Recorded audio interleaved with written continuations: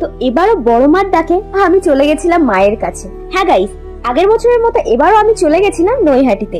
এই নিয়ে আমার সেকেন্ড টাইম বড় মার কাছে যাওয়ার। প্রথমে অনেকটা ভিড় ঠেলে স্টেশন থেকে বেরিয়ে আমরা পুজো দেওয়ার জন্য ডালা কিনে নিয়েছিলাম। তারপরে অনেক কষ্টেই ভিড় ঠেলে হাঁটতে হাঁটতে চলে গেছিলাম মায়ের কাছে। না মায়ের কাছে বলা ভুল, মায়ের কাছে যাওয়ার লাইনে। তো দেখতেই পাচ্ছ কত লম্বা লাইন পড়েছিল মায়ের কাছে যাওয়ার জন্য। তো আমি আর আমার এক সখী কায়রা দুজন মিলে চলে গেছিলাম মায়ের কাছে পুজো দিতে। তো প্রথমেই দেখো শান্তিময়ী মাকে দেখিয়ে দিলাম, কত অপরূপ মায়ের সৌন্দর্য। যাই হোক, তো ফাইনালি বড় মার দ্বারে এসে পৌঁছালাম, ডালাটাও দিয়ে দিলাম পুজোর। তারপরে দেখতে পাচ্ছ বড় মার সামনের ভিড়টা, তোমরা মারাত্মক ভিড় হয়েছিল। কালী পুজোর সময় বড় মার এখানে কে কে তোমরা গিয়েছিলে কমেন্টসে কিন্তু জানিও অবশ্যই। তো ভিড় ঠেলে কোনো মতে মাকে প্রণাম করে বেরিয়ে পড়েছিলাম। দেন তারপর একটু তিলকও পরে নিয়েছিলাম।